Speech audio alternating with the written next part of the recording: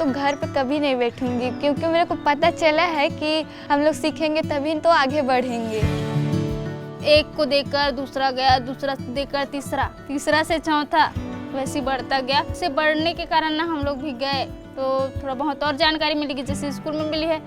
महावारी चक्र के बारे में हमें पहले पता नहीं था कि ऐसा चक्र चलता है, और ऐसी चक्र के माध्यम से हम अपने महावारी कब अगले मंथ में और कब आएगी ये हम पता लगा सकते हैं। ये ट्रेनिंग के दौरान पता चला। और महावारी कहाँ से आता है ये हमको नहीं पता था कि गर्भाशय से ही आती है महावारी, ऐसा करके।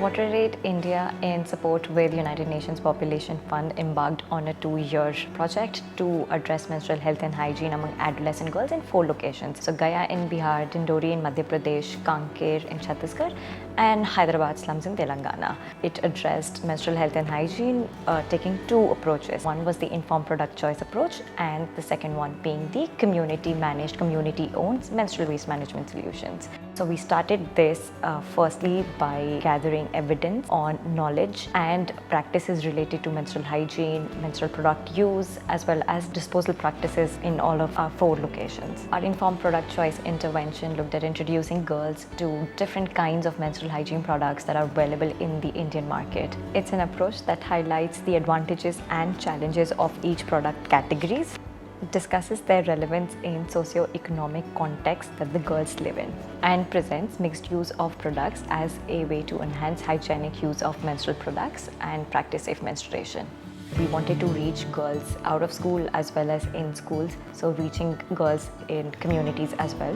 Secondly, we wanted to do this via government frontline functionaries, and therefore we identified government frontline functionaries in 4 locations and trained 160 frontline workers to deliver this intervention. Thirdly, we also wanted to create a peer group, a peer support for girls as well as mothers of adolescent girls.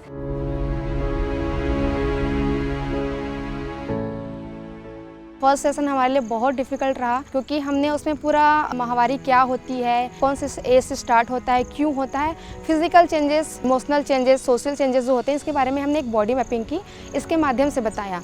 बच्चियाँ आई, लेकिन हमें first session को ही 2-3 बार करना पड़ा। हमारा second session रहा जिसमें हमने प्रोडक्ट पे बात की, जैसे सैनिटरी पैड जो होते हैं इसका यूज़ किया है, इसका निपटान कैसे करना है, इस पर हमने बात किया। थर्ड सेशन हुआ जिसमें हमने उनके क्लॉथ पैड पे, मेंस्ट्रुअल कप है, इस पे बात की, तो उनके लिए काफ़ी प्रभावित हुआ और उनको अच्छा लगा कि ये हम यूज़ करना चाहेंगे।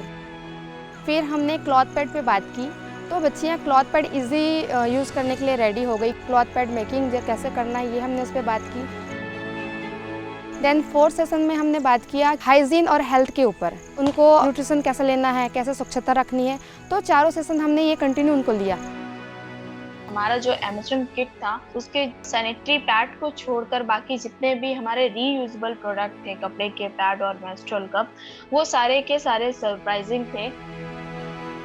यहाँ पे अगर मैं मेंस्ट्रुअल कप का बात करूँ मैम, तो मेंस्ट्रुअल कप के लिए बहुत ज़्यादा उत्साहित थे लोग कि ये क्या है, हमने शायद सुना भी नहीं था, वो हमने पहली बार देखा था।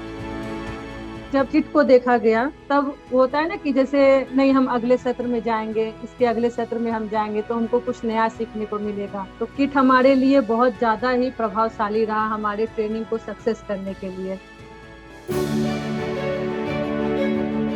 We wanted to emphasize on hygienic use of menstrual hygiene products, so that included changing of menstrual hygiene products, washing and drying of cloth pads. As a part of menstrual waste solutions, 22 deburial pits were constructed at a household level, community level and school level as an alternative to incinerators. टेपरी का निपटान हो सकता है, इधर उधर नहीं फेंकना है, वो पता चला। और अभी तो ऐसा हो गया, हम लोग ना दफनाने के लिए एक गड्ढा भी खोदे हैं, वहाँ पे दफनाते हैं इस पैड को।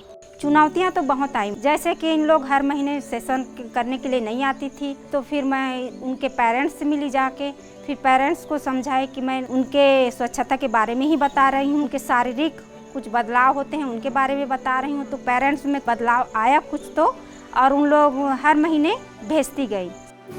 Adolescent girls are very interested in knowing about different kinds of menstrual hygiene products available in the Indian market, and our experience of implementing the informed product choice interventions, it acts as a gateway of breaking silence related to menstruation, menstrual hygiene, and of course create awareness on menstruation.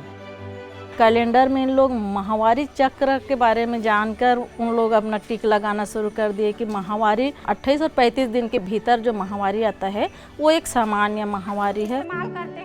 School में जानकारियाँ देने से मेरे गांव के किशोरी बालिका को तो जानकारी हुआ, साथ में आसपास के जो किशोरी बालिका और आती थी उनकी सहपाठी, उनको जानकारी मिला। साथ में स्वच्छता के बारे में 3-4 बार पैड बदलना और यूज किए हुए को धूप में सुखाना, ये सब के बारे में जानकारियाँ हुए और बदलाव भी हुआ है। Through the informed product choice intervention, we reached 89% of adolescent girls in all 4 project locations and 1,400 mothers. A total of 72 master trainers were trained on cloth pad making workshop, who in turn went on to train 675 adolescent girls, community women and government frontline workers on cloth pad making. मुझे नई नई चीज़ें सीखना बहुत ही अच्छा लगा। ऐसा लगा जैसे कि एक नई ज़िंदगी मिल गई।